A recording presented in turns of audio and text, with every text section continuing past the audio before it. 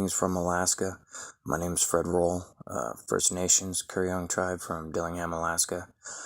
Starting this channel to share experiences with people, give them an Alaskan perspective. There's a lot of encounters that happen up here, and so many go unshared. For one, the ridicule. No one wants to be looked at like they're some kind of weirdo. But I know for a fact there's a lot of people out there that have had experiences that were right next to me that will deny that experience. Something happens with some people, they can't just accept those things, and that's on them. I encourage those who have had encounters to email them in to share with everyone. I have a map going up real soon of there'll be a bunch of little pin spots where there were encounters. I'm trying to get it set up to where people can see the nature of the encounter, whether it be curious, ran off, screamed, what have you, and get a database going for those in the know who want to know. Some people don't accept the topic. I understand there's a lot of people, until they put eyes on it or it screams at them, they're not going to believe. I get it. However, there's an overwhelming abundance of evidence out there. This channel isn't out to prove anything to anyone. I'm just here to share some things, some insight. Dealing with these things when you're out in the woods, it's very easy to get lost in that memory. And what I mean by that is there's some people that lock it away and totally forget about it. I was talking to someone just the other day about an experience they had, and I know they had it because I was there. And when I brought it up to them, they straight out was like, I haven't thought about that in 25 years, So I know there's experiences out there that people just kind of dismissed. I personally feel that the hairy man, Sasquatch, whatever you want to call it, I feel it's dangerous. I'm biased. I'll state that from the jump. I don't think they could be trusted, and there's reasons for that. From my own experiences and also from others who have shared. I have some experiences I'll share here in just a moment. I want people to have a better understanding of what may be going on out in the wild, whether they accept it or not. There's, I'll get into it. I'll start sharing some experiences so you have a better understanding of what I'm talking about. But it's all over the state. It's not just in this, Alaska Triangle. This is statewide. Even those things they're claiming going on in the Alaska Triangle, it happens all over the state. So there's little things that go on in the mainstream entertainment, whatever, they leave some vital things out. They can give the impression that it's, just this area, you got to be worried. And I've had way more crazy stuff happen in Bristol Bay than what they show on those TV shows. But anyway, I encourage those who have had any encounters, no matter how mundane. There's a lot of encounters people don't even realize, like owl hoots, crazy screams. There's a multitude of different little key factors involved. One of the main things, though, is that scream. When one of these things is nearby and it screams at you, even if it's at 100, 200 yards, it triggers something in the mind. A primal fear that you don't even realize you have until it's turned on. And nothing I've met that was friendly ever brought on primal fear. So just food for thought. If they're that friendly, why would there be something within us that automatically it's fear-based? People get PTSD from it. There's something more going on, and I'm going to try to explore that if possible. Who knows? It's all speculation, because at the end of the day, there's no experts in this. There are a lot of well-versed researchers. I give them that. There's people out there really doing it, and others that do it from the couch. Being First Nations, it's not in our culture to seek after these things. However, a little later this spring, I'm going to be starting a documentary series with my little brother, and we're going to go to some areas of these encounters and check out some of these places. One spot, there's still trees upside down with the root ball exposed. I'm really curious about those places. Another place is there's a couple valleys back up from Port Chatham. No one goes there because that's probably where things would go down. I'm going to check that place out, and a few other places where I know there's been encounters in recently. But let me get into why I don't trust these things. I don't feel anyone should, but that, again, that's me, and let me explain.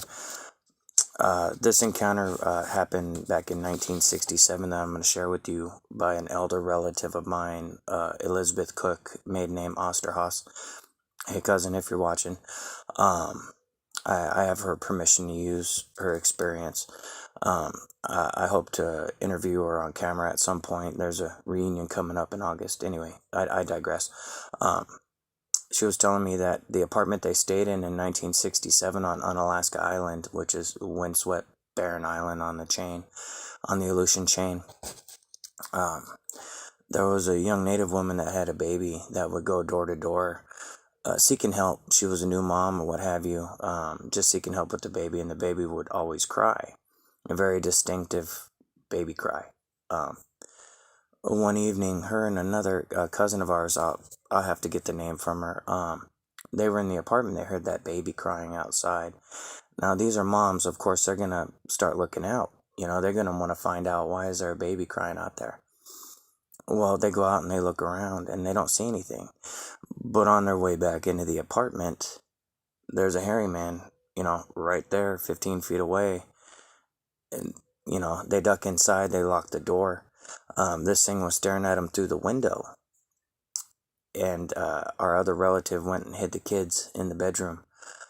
The amount of intelligence to prey upon a mom with a baby crying, that's very cunning. That's very the creep factor that's crazy. Yeah, luring moms out with a baby crying, the level of intelligence, that cunning, it because I'm biased, I'm gonna go sinister with it. I don't see any good from that. Was it? It's speculation, but was it luring them out to get at one of them, luring them away from the kids? In our culture, you can't turn your back on the woods. You don't want to be alone in the woods and be whistling, and there's all sorts of little things where the hairy man will get you. But for this thing to mimic a baby crying to lure them out, there's something above and beyond a curiosity there. You won't be able to convince me otherwise. Why would it do that? Like that takes some deep thought to be that overtly cunning. So that's a very valid reason of why I feel there's more going on that we can't trust. Another example, and this just speaks to just these things' mere presence, sparks fear. Now, outside of the shock factor, which is, I admit, it'll give you a startle like you've never had. Even if you know of their existence and all of a sudden it's standing there, it's really going to grab you. I'm talking about the primal fear. Outside of that initial shock, there's something embedded within us that responds in that way. And yeah, fight or flight, yeah, the shock factor, sure. But above that, there's something deeper going on that we don't even know we have it in us until it's unlocked. And anyway, just some observations, and like I said, I don't believe friendly things cause that. So moving on, let me give you another example of what I'm talking about. This next experience I'm going to share with you was shared with me in 1994. I recently reached out, and two of them are relatives. I reached out, talked to them. They didn't want to be named, so we'll just change all their names just for the sake of their anonymity. I respect that. They don't want to be put on blast like that, but they shared this experience with me. They went, there was three of them, one male, two females, both females, Teresa and Marty, we'll call them. Each had, Teresa had a 3-year-old daughter, and Marty had a 5-year-old son. And Mike was there to run the skiff. They had picked Seagull Lakes earlier that day. This was at Snake Lake. Anyone from Dillingham back home knows Snake Lake. You go back to the lake, and there's Seagull little island where you can go get pecked at and swooped at for some I'm not a Seagull Lake fan, so anyway, from the Seagull Lake picking, they went across the lake and they wanted to check on some tundra patches where they usually pick salmon berries at the time, and they wanted to teach the kids, what bushes to look for and what a learning experience for the kids. So they get back up there, and this trail goes straight up a little rise in between some black spruce, muskeg to the left, tree line to the right, and it dog legs around this little island of black spruce. And the trail from that point on that little dog leg to the left, it cuts uphill into thick brush and more trees, denser trees. I know the area, so that's how I'm able to explain it. Been there. So they work along and they're teaching the kids, it's taking time. They're about a half hour in. And as they make around that dog leg, they're only like 50 yards from the skiff. They can see it, it's just right behind them. Well, they get around that corner and they notice everything is quiet. And as they're kind of looking around, they're immediately thinking bear. Bristol Bay, Alaska, largest salmon return in the world. Brown bears, 9 times out of 10, going to be the one causing the quiet. There was no bears around. As they were standing there, the little girl screamed bloody murder and was pointing up the trail to where the brush was thicker. And they all look over, and as they look over, they notice something very big, a silhouette duck into the trees. They couldn't immediately make it out, but it was way bigger than a bear, and it was moving on 2 legs. So immediately they snatch up the kids. Marty and Teresa got the kids, and they're booking it. They hang to the right to go back down the trail, and something in front of them at this point. So they had the movement behind them, the dark shadow that spooked them, and then in front of them, just off to the left, where they couldn't see in the trees, the hairy man screamed at him. He said it was piercing. He felt it in his chest, and it was on multiple octaves at once, but it sounded like it was standing right in front of him doing it, and they didn't even see it. So they're motivated. They're hauling tail back to the skiff. Well, just things that are friendly don't do this. You could say it's territorial. You could say whatever you want about it. It's still, even if you're at home up here in remote Alaska and it comes up to your house, it's still going to do the same thing. It's going to scream at you, and it's not going to be there with a basket of berries. That's just not how it is.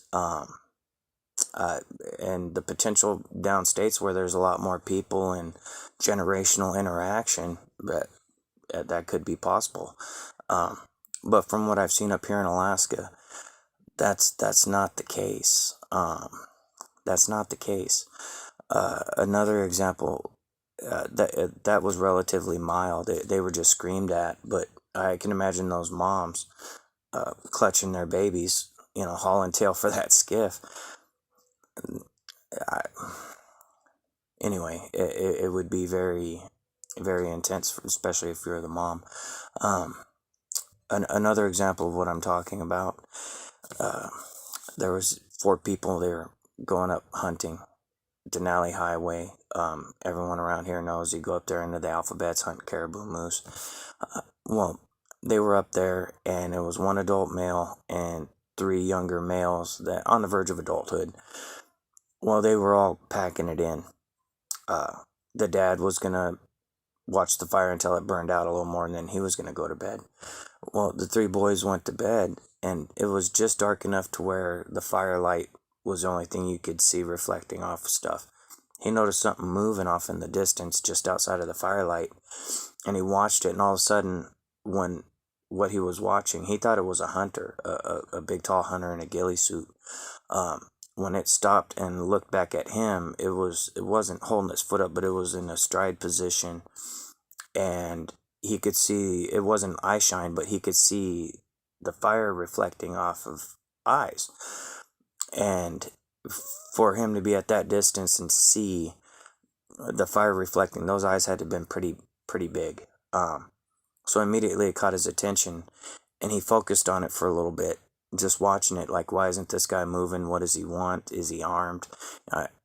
Standard stuff. It is Alaska. Well, it moved from curiosity to outright fear when this thing was still like a stone statue, wasn't moving. After 3 or 4 hours of that, he was creeped out enough. Yeah, he woke up the boys, had them pack stuff up, and they got out of Dodge. Again, peaceful campfire. If these things were friendly, it had an opportunity to. He said the fear that came upon him was not his own doing. And I don't know, he didn't elaborate much on that, but I can imagine it has to do with that internal, that primal receptor we have when it comes to fear when you become food. And that is not a happy feeling when you feel like you're going to be food. I've been charged by bears. I've been startled and intimidated by some bears, but never did I feel it was going to eat me. That's a totally different feeling. So just some food for thought. I had to make this on my phone. Hopefully I'm able to get it up. Technical issues with getting internet to my house. Fast enough internet to upload from my laptop. I have full-length videos coming soon. I just wanted to give some examples of what I'm talking about up here in Alaska. And documentaries are coming, and one-on-one interviews with people in their encounters very soon as well. Again, subarctic Sasquatch, or subarctic Alaska Sasquatch, let me correct that. Strictly Alaska based. If you live in Alaska or have been up here and had an encounter, please feel free to share at AlaskanHairyManProject@gmail.com or nocomp907@gmail.com. State in there where, please, and kind of the overall what, and whether you want to remain anonymous or potentially share your experience on video at some point. Again, AlaskanHairyManProject@gmail.com. Again, my name is Fred Roll, First Nations Alaskan. I hope to give everyone a little better knowledge of what's going on up here, and there's a lot more to share. I have longer videos coming very soon. All right, thank you.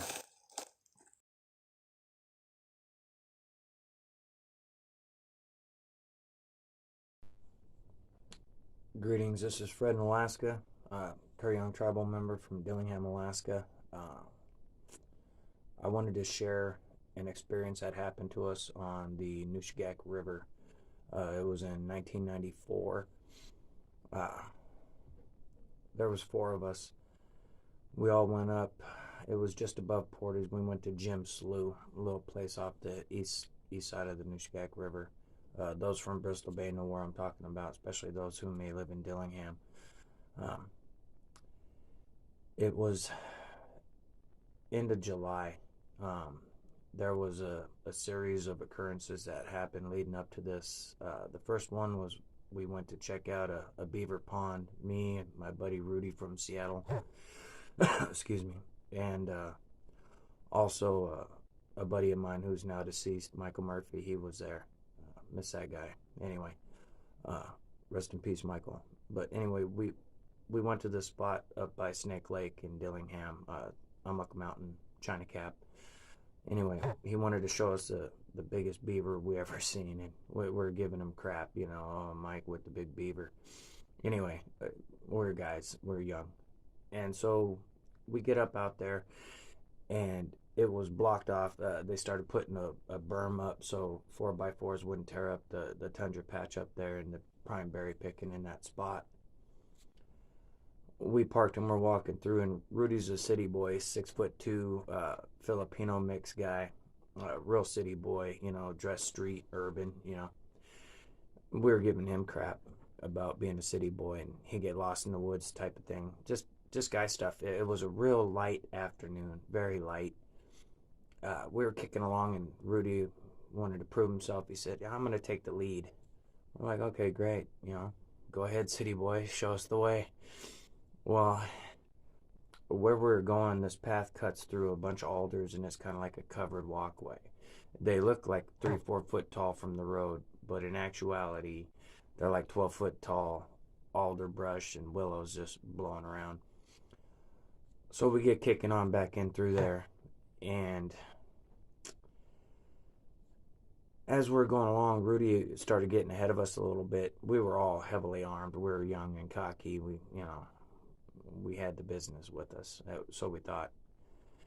And as this trail breaks into the open, the path is deeply rooted in the tundra. There's no mistaking getting off the path, and there's a slight slope to our right that goes up to a line of trees that cuts down going towards the muskeg. Black spruce, willow alders, things of this nature. And as we, sorry, sunlight there. As we were kicking up down that trail, Rudy had broke through on the trail before us, and we were coming in behind him talking smack. And all of a sudden we noticed he was stopped and looking straight down at his feet. And we noticed there was this like 6 foot, 8-inch round log right at his feet. And so, being a smartass, I was like, "Oh, Rudy, it's not like the city, bro. There's no doorknob to turn. You gotta step over those." Just giving him crap. Well, we get up to him, and me and Michael are both giving it to him, both barrels, just trashing him about being a city boy. And to mock him, I walked around him and stepped over the log and looked at him, and I said, "See, Rudy, this is how you do it. Step over the log, buddy." And I was being a total jerk, but the look on his face, he was like, "That just fell at my feet. That's why I stopped. It fell at my feet." And he was dead serious. I mean, I've never seen him freaked out like that. He said it dropped straight down in front of him. So me and Michael immediately looked for a rotted tree that fell. There wasn't one. So Michael pointed out, "Hey, it's dead quiet. Something ain't right. We shouldn't be here." And so I definitely agreed, because it was very odd to all of a sudden this, and Rudy was adamant.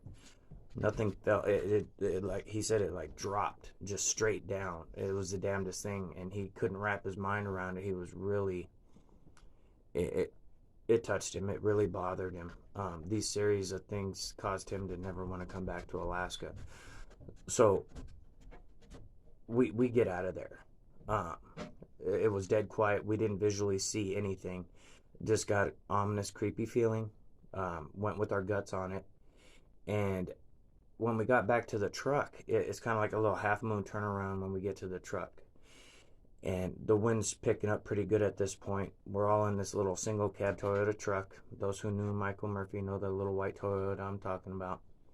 Well, I was in the middle and Rudy was in the passenger seat, and the parking brake was down low on the driver's side. And when Michael reached down, he had started the rig and reached down and unlocked that. We were just starting to itch forward because it was stick shift. Over those alders, that same log that fell in front of Rudy came flying over those trees and landed in front of the truck. So we hauled ass out of there. Very creepy. Michael was telling us it was a hairy man. At this point in my life, I'd seen the hairy man scream, run away, throw stuff, that kind of thing, but things seemed different. The log throwing, that's not really uncommon. Seen him uproot trees and stab them in the ground with the root balls up. But there was just something different in the air. So anyway, we got out of there.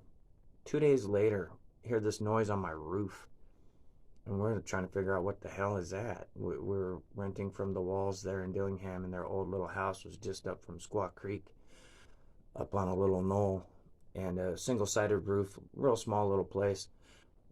So we hear this walking, and it wasn't like stop, step, step, step. It was more like weight being applied and then lifted, applied, lifted. So we're like, what the hell? Grab guns, of course. We're Alaskans. Run outside and look up on this roof, and there's nothing there. But about 20 yards away, there was a birch tree and a couple other trees just swaying hard like something heavy was on them. Heard some cracking, and then heard a thump on the ground, and then heard the bump, bump, bump, bump, bump of something running away. We had no visual on either of those two. This happened within 2 days of each other, so the creep factor was definitely going up. Michael had the idea, let's go up the Nushkak River, let's go up to Jim Slough to the old cabin, check it out, see what's happening up that way, do some fishing, see if there's some harbor seals still chasing salmon up there. We're like, all right, you want to see if there's a harbor seal there, whatever. I mean, it's pretty far upriver for a harbor seal. Not unheard of, but kind of far. So we're like, yeah, bet, let's go. We were adventurous. Hey, let's do this. We fuel up and we head out. I was just I was just recently married for the first time, and my wife had to work, so I left her there. I was young and dumb. We're out of here. We're gonna go play in the trees. So we take off and we make it up to Jim Slough in half a day, 3/4 of a day, dicking around, fishing on the way. Well, at Jim Slough, it cuts up next to the east side of the bank. The slough cuts up and in, and there's an old dilapidated cabin off on your right. We decided we're gonna go see if there's some old melting glass, because the old timers had that glass. It looks like it's melting, and it's kind of cool, but whatever. So we're gonna go inspect that, and of course we're armed. Bears everywhere. So we walk on over there, and Rudy's still sitting in the skiff, and we had someone else with us. I'm trying to remember. It'll come to me, but there's four of us. Me, Michael, Rudy, and the other person. The name slips me. It's been quite a few years since 1994 when this happened. So we get over to this cabin, and me and Michael are looking around. Everything's broken. There's really nothing to find. The scream bellows down the river. It sounded like it was a mile away, but still sounded really close. This long bellowing on multiple octaves. It was obviously a hairy man. There was no mistaking. Moose don't make that call. Bears don't. Coyotes don't. The wolves don't. Even porcupines fighting or rabbits screaming. Nothing remotely near it. So we're immediately nervous. So we go back out to the skiff, and we figure, you know what, we're in a skiff. We're going to rip up river and see if we can see this thing. Well, we get over to the skiff, and it wasn't starting. There's something wrong with valve, or one of the valves or one of the cylinders, something. It wasn't firing right. It wasn't firing on both lungs. Just out of the blue, which was real mind-boggling, because I know Michael had just bought that outboard the year before, 40-horse Yamaha. We tend to it. We're looking at it. Finally get it started. Now, during dealing with this outboard, we totally spaced the scream. I mean, it's not uncommon to hear those kind of things. However, we heard another scream. This one was closer and right across the river, and this is what caused my buddy Rudy to never want to come back to Alaska. As we were looking across the river, trying to look into the shadows, because on the east side there, the sun was in our eyes from the west side, and it was still pretty high in the sky, but everything was silhouetted on the other side of the riverbank. The creep factor was a 10. Just because we couldn't see it, but we could hear it. That thing was thrashing, banging, and making a ruckus. It was very creepy. So this thing comes out. Had to have been 8.5, 9 foot tall. kind of Cro-Magnon, old Indian looking in the face with a flat nose, flattened down, ash gray. The hair looked like Jimmy Superfly Snuka, that wrestler, how his hair used to just go all over. It was kind of like that, but a little shorter, and the thing was massively muscular. This thing screamed, broke a tree, threw part of it into the Nushagak River, and this thing was staring right at Rudy. Now, Rudy at this point is holding a gun and shaking. This dude's 6'2", martial artist. I've seen him street fight. Dude ain't no punk. He's not a sissy or none of that. He was shaking. I was nervous, only because this thing was huge right over there and we're having outboard problems. It screamed, looked at him. It was almost like it was focused on him. It was kind of weird because I walked down the slough a little ways to get a better aim at this thing.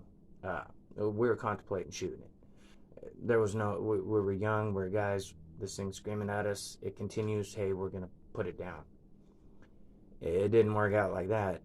We didn't even get shots off. The other guy that was with us, I can't remember his name. He got to fix something with the an idling tensioner screw or something. He did some adjustment on the outboard, and so he got it fired up. Our attention changed from staring at this thing across the river, screaming at Rudy, to getting the hell out of there.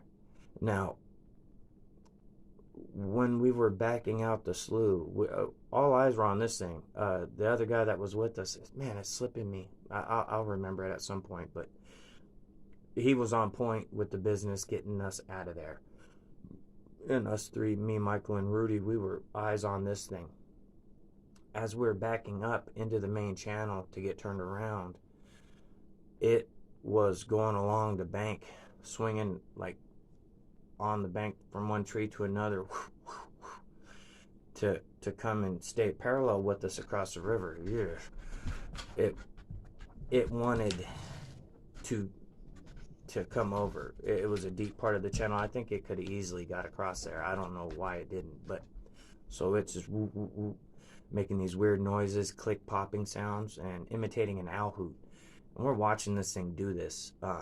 Rudy was beyond freaked out. He was a dark Filipino guy. He was pale white, shaking like a leaf. And me and Michael are like, calm down, we're getting out of here. It's not going to follow us back to Dillingham. Well, because of that instance, within 2 days, Rudy was on a plane back to Seattle. It freaked us out too, don't get me wrong, but it wasn't the first time we had something screaming at us from the woods and throwing stuff. It just wasn't.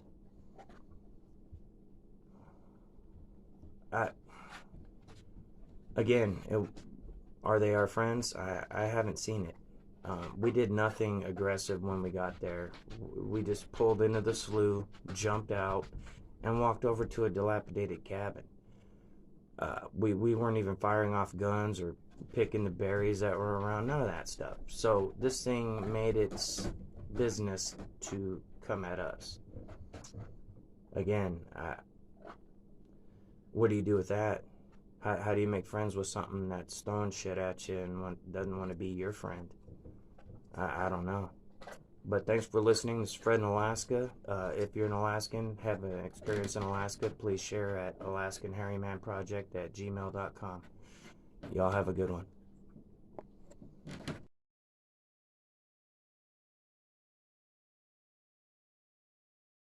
Oh, you are too cute.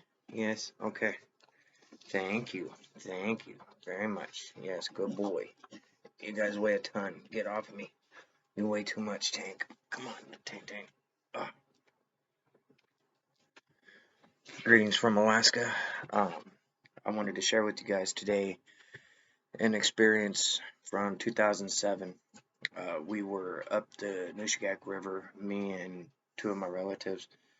It was not even really into fall. It was at the end of the fishing season, and it was probably a good couple weeks before anyone got serious about hunting. But we're going up that way anyway, just to go up towards Nushagak. One of my relatives that was with us had something to do, some moose meat to pick up, or that. Anyway, that's all lost to time because this happened in 2007. So, excuse me, as we are navigating upriver, we left Dillingham late, way too late. We should have waited till the next day, but we had sit back, sipped a few, decided, man, we'll make it at least to Ekwok. Well, we barely made it up to Nushagak past the tidal zone right there at Black Bluff and Angel Bay. Anyone familiar with the area? Now, about a bend or two up from that, there's some sloughs on the west side of the river. They cut back into some muskeg, and sometimes we'd rip in there looking for moose, but there's a lot more trees in there. Just above that, on the same side, is an open muskeg, and where the bank line runs along, it's very welcoming, especially for guys in our situation. We had gear and all that, but it was a perfect spot to pull out, pop a tent up, whoop it up, continue on the next morning. That was the plan. Forgive me. So as we bank up and we're unloading, I noticed there's a bunch of spruce bark, beetle killed spruce. So I figured we're gonna get a good bonfire going. Now I've shared this experience before, but I haven't shared the whole thing through and through. It was kind of an abbreviated thing. So we get unloaded. All we unload is some party favors for us, some adult beverages, and a pop-up tent. We didn't even get out sleeping bags, none of that. That and a chainsaw, and of course, we all had lighters. We smoked. We cut down a bunch of the beetle kill spruce, a bunch of it. We were planning on staying warm, you know. Well, as we got the bonfire going, we had to have been there, geez, an hour, and we pulled off as it was starting to get questionable about traveling. So it's still dusk out, but it's not pitch black. Uh, I was sitting there.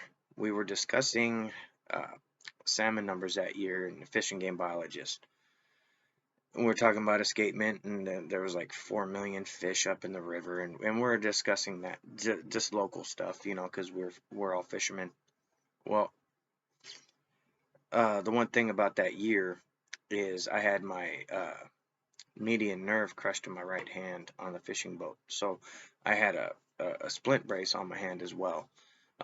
It made it cumbersome driving the boat and stuff like that, but we're Bristol Bay boys. Anyone from back there knows you don't give up on nothing. You just keep trucking, fix it yourself, that type of thing.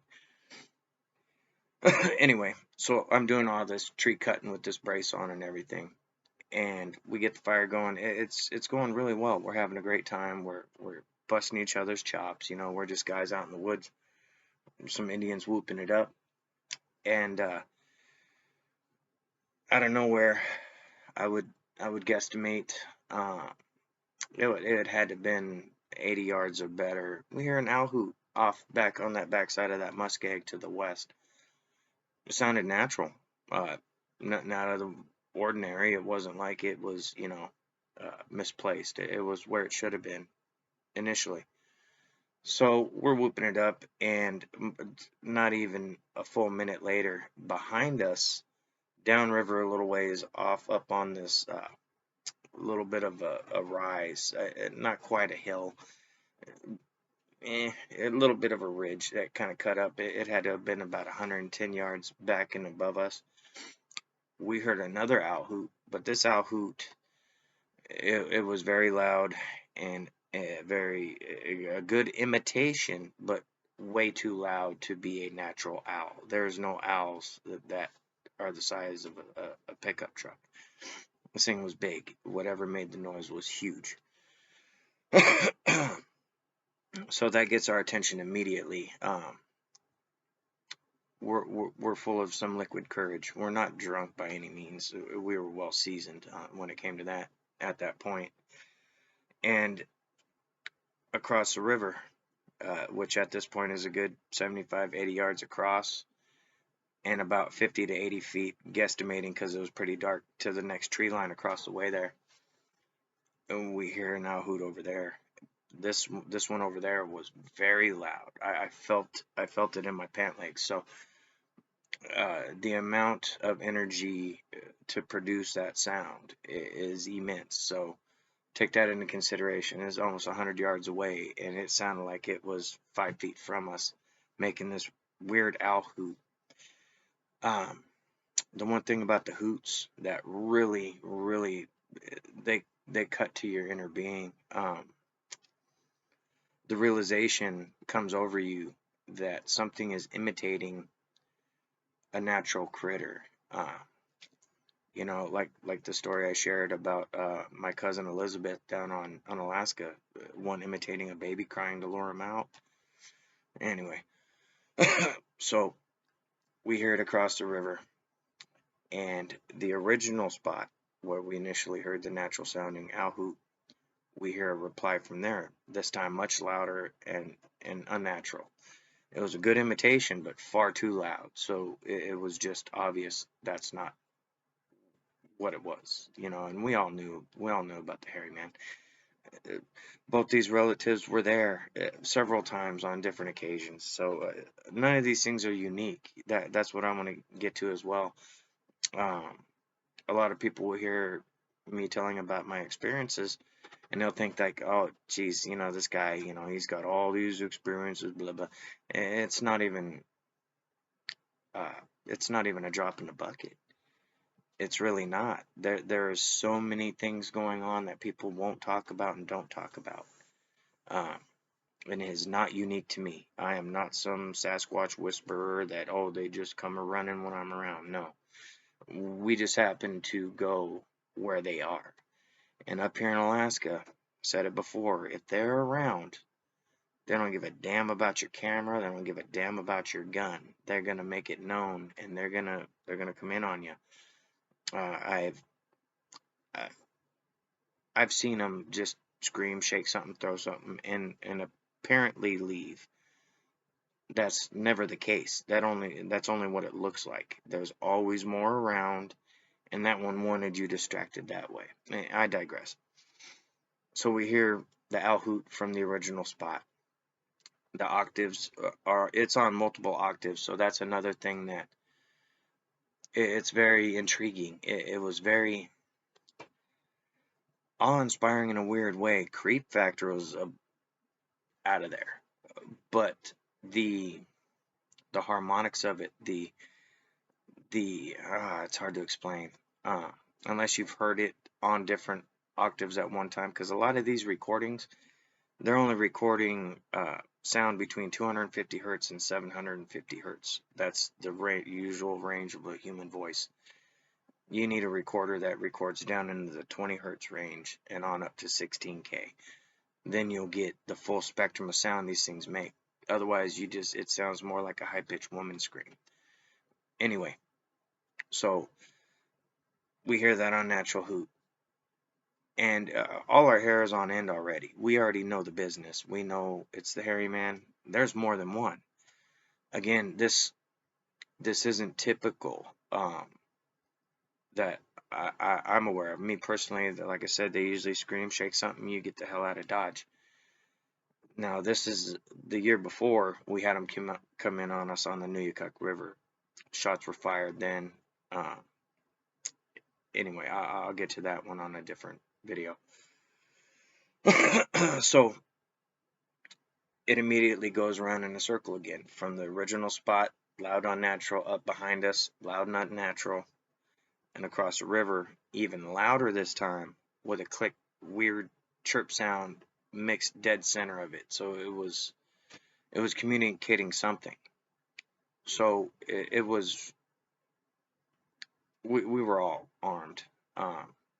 Nothing of any real consequence, really. Nothing that I felt was enough. So we're discussing, what do we do? It's dark. We obviously, you know, thought best to pull over. So we'll stoke this fire. We'll get this thing ripping, and you know, we'll keep these things back. You know. Well, we get this fire going so hot and heavy. Like, the little pop-up tent was a good 12 to 15 feet away. and it melted part of it in one of the guidelines. It just melted it from the heat that this fire was putting off. Now we're getting into darkness now, and the the feeling in the air was so ominous. There wasn't anything like, oh, hey, neighbors coming over. They seem nice. It was none of that. There was no there was nothing friendly um, involved in this. Not even a little bit. Not even the slightest bit.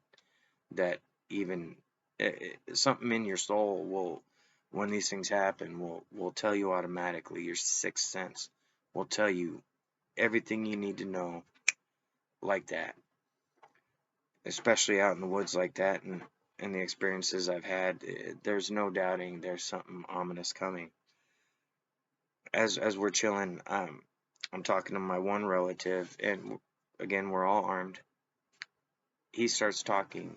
We start nervously talking trash to each other, and I was like, "Yeah, they didn't get me last year when they tried to get me, so they waited till I was with some real idiots to try again, just to break it up. You know, we're busting each other's chops." Well, as we're doing this, we're nervously laughing. We're not even fully committed to the funny stuff we're saying to each other. It was more nervous chatter. Until you've been in those situations, it's really hard to explain. Um, that there's a certain amount of not knowing that it's really hard to put into words, because when you're in that moment and there's so many unknowns going on, your mind can really play tricks on you. So it's always good to calm yourself down, get your mind off of what you're dwelling on, so you don't get stuck in a thought box, so to speak, so you're not tunnel visioned in any way. We didn't even have an opportunity to do that. As we're sitting there talking, another round of the hoots goes. Now, once it gets to the one across the river, it wasn't even an owl hoot. It was a full-on scream from hell. It sounded demonic. It reverberated in our chests from almost 100 yards away. Almost 100 yards away, we're feeling it in our chest. And we hear thrashing and banging across the river.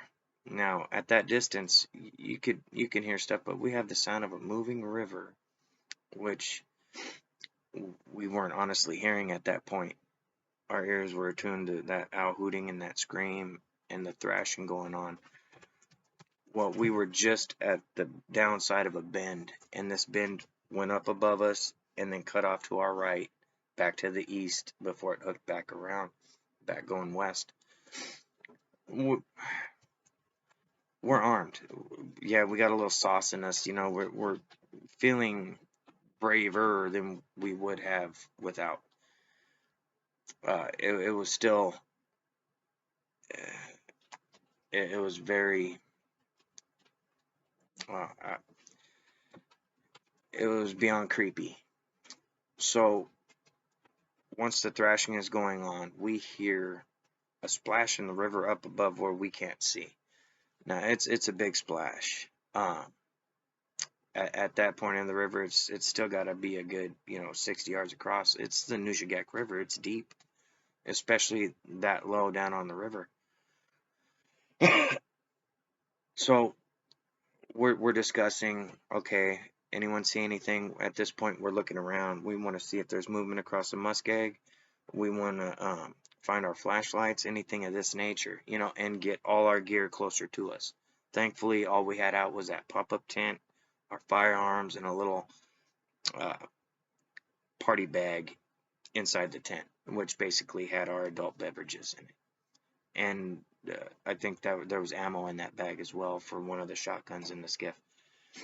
So, we felt relatively comfortable after the splashing in the river and this thing. We heard something going on upriver, but it was getting dark at this time, like darker than the most of the light we were getting was now reflection from this big fire we had going, which was raging hot. It had to have been a pile 3.5, 4 foot tall, a good 6-inch diameter. It was like a big little, it was a big fire. And it was in the open. It wasn't in danger of catching anything else on fire. So this noise up where it had crossed the river, another scream happened. This scream was short, and it was almost like it stopped its scream and started the owl hoot. This owl hoot had this kind of click popping sound. Man, I wish I could repeat it. I hope to record it at some point. Very, very creepy. The popping noises and it was almost like a more click poppy sound like a squirrel would make with its chatter. How they squeal at you with that. Anyway, it was that mixed in with the hoot, and it was prolonged. Every bit of 15-20 seconds, and very loud, almost identical sound to the original spot where we heard the natural hoot originally, or natural sounding hoot originally, and then it went in a circle, those three. So now things have definitely stepped up a level because one of them's moving to our side of the river. Couldn't really tell if the other two had done any movement until the next round of screams where he'd come out of the river. It was a little further down. I would say,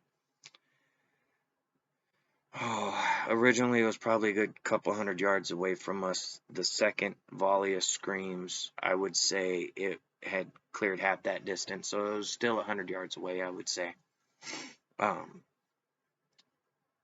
One of the things that stands out to me is every single one of us there all looked at each other the same way at the same time on that second round after it had crossed the river. And the reason we did is we all recognized in that moment, because all three of those hoots were now closer to us. It dawned on us all at the same time. They're moving in on us, and they're going to try to ambush us.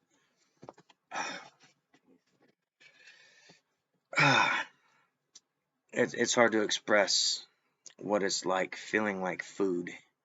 I felt it the year before. It's the first time in my life I ever felt that primal fear. What was going on in those moments reignited that heart pounding, really concerning, because I knew there was nothing good that'll come of this.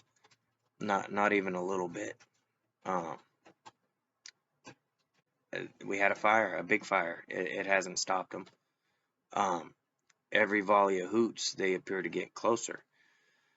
So briefly after that, we all decide, okay, we're going to get back to back, kind of like a little triangle, give ourselves room to swing rifles whatever direction, and each of us will be pointing a direction we heard an owl hoot the last time. Great idea. We're sitting there for a little bit, and things get real quiet, deathly quiet. There was some branches cracking in the distance. Nothing that we could pinpoint an exact direction, because when you got tree line that wraps around this meadow, something breaking back behind you could sound like it came from in front of you. So trying to listen and pinpoint that exact sound, it can be nerve-wracking because you can't pinpoint it. So we're doing that. We're whispering to each other. I think this sound came from right around the corner of this muskeg. So let's be aware. Look everywhere though. Let's not all focus over there. I don't want something coming up.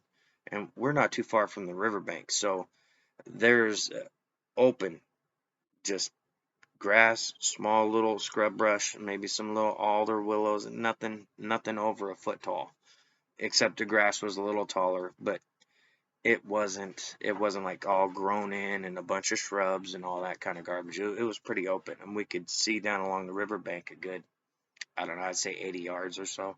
And then the tree started, and then it cut back off into the muskeg. Well, as we're sitting there, another volley of hoots. During this volley of hoots, they're all at the same time instead of one after another. They're almost in this chorus of ooh.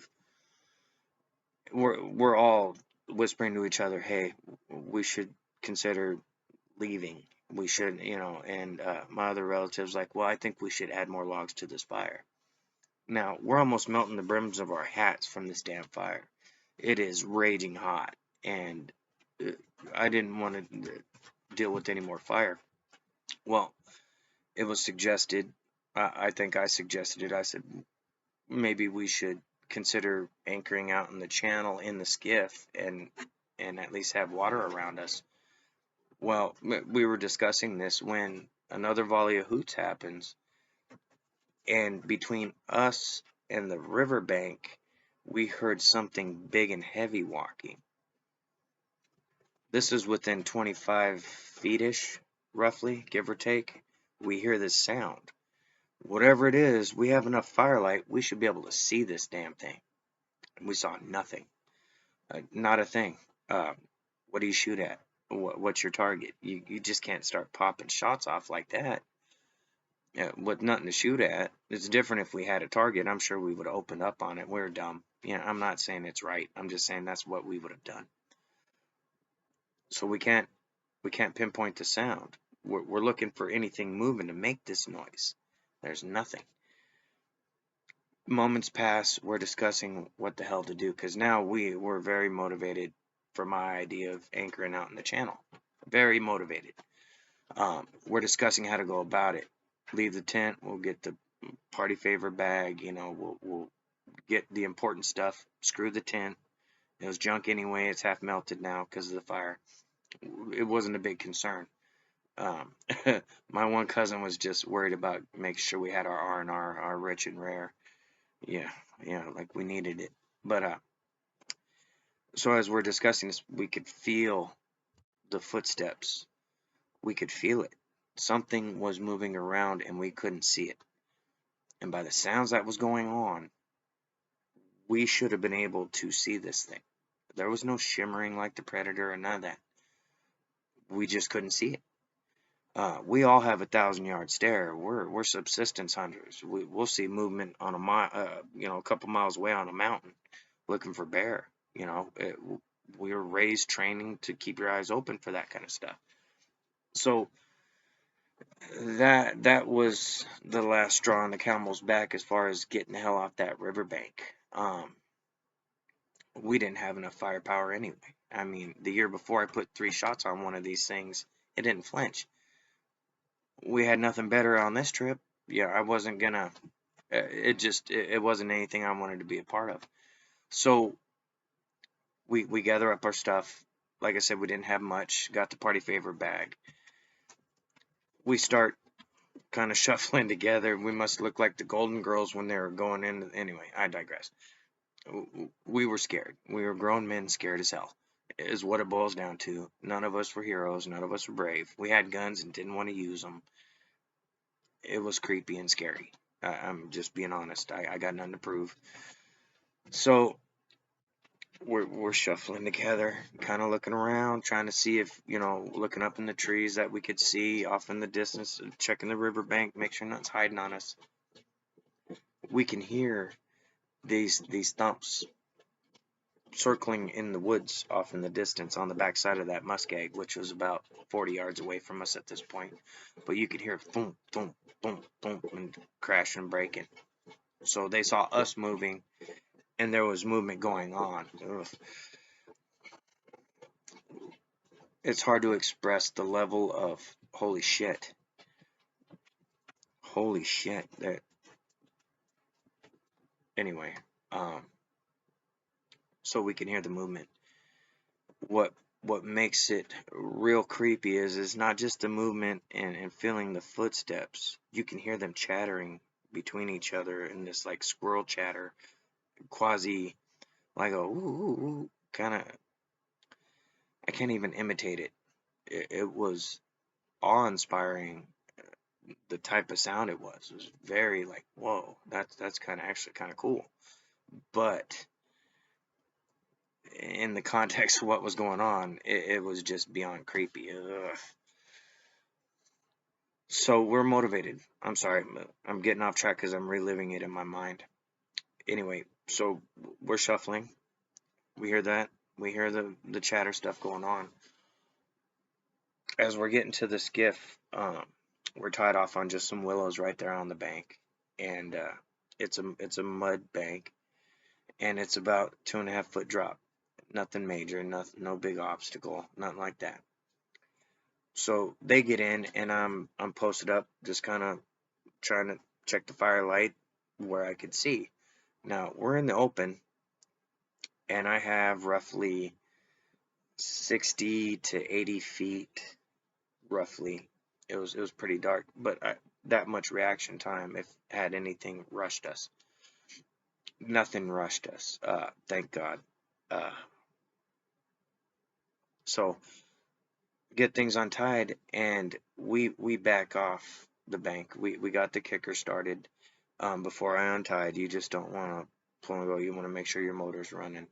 Um, so we back off and we get out into the channel, and we go upriver just a little ways, because we know once we drop the anchor, it's going to take a minute for it to hook and catch. That's just the nature of the beast. So we do that. We go up a little ways. We're in the deeper part of the channel. We're a good, I want to say about the halfway point. It's not the deepest part of the channel there, but we're a good 40 yards off that bank. Roughly 40 from each side, give or take, maybe 35, 40, right in there. So throw the anchor, and it catches, but we didn't tie off our bow line to the front cleat of the skiff. So we were slipping back further. So when we caught up to it, we just tied it off. We didn't want to fight it again. So we're a little further down than where we wanted to be. We could still see the glow of the fire, but we couldn't see the fire directly. We wanted to keep an eye on that to make sure that, we were responsible. We didn't want to be responsible for a forest fire. Geez. So we could still make sure nothing was spreading or none of that. And we were far enough away from everything around. It shouldn't have been an issue, and it wasn't. However, as we're sitting there, we're discussing what the hell. These things were moving in on us. These things were looking for a vulnerability. I don't know if they sensed that we had been drinking, we were impaired in some way. I don't know. It's speculation. But I don't think they were trying to decide amongst themselves who was going to come out and make friends first. Didn't get that feeling. It wasn't that kind of. It just anyway.